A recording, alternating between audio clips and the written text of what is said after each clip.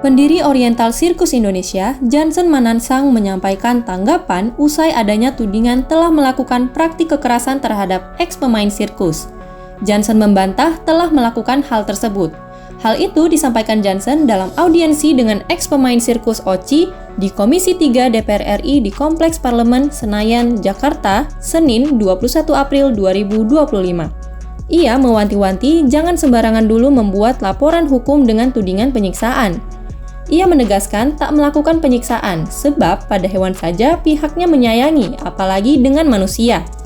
Lebih lanjut, ia kemudian menyinggung soal dugaan adanya pemukulan terhadap pemain sirkus.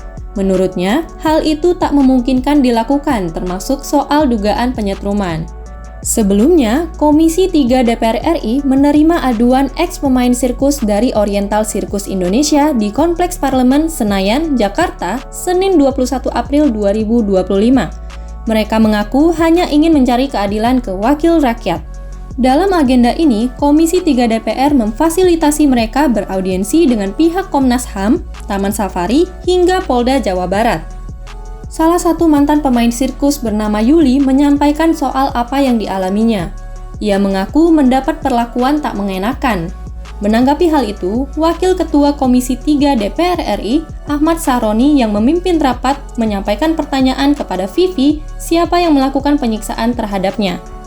Lebih lanjut, Sahroni menanyakan soal apa yang menjadi keberatan dari para pemain sirkus tersebut. Sontak, Vivi menegaskan dirinya hanya ingin mencari keadilan. Sebelumnya, Komisi Nasional Hak Asasi Manusia menginginkan kasus dugaan pelanggaran HAM yang dialami mantan pemain sirkus dari Oriental Circus Indonesia diselesaikan secara hukum. Untuk itu, mereka meminta pihak kepolisian bisa mengusut tuntas kasus ini.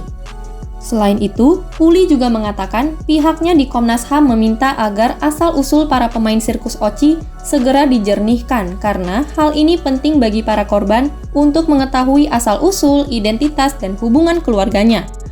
Namun, kata dia, berdasarkan surat ketetapan nomor Pol Gtab 140J 6/1999 Serseum tanggal 22 Juni 1999, Direktorat Reserse Umum Polri menghentikan penyidikan tindak pidana menghilangkan asal-usul dan perbuatan tidak menyenangkan atas nama FM dan VS.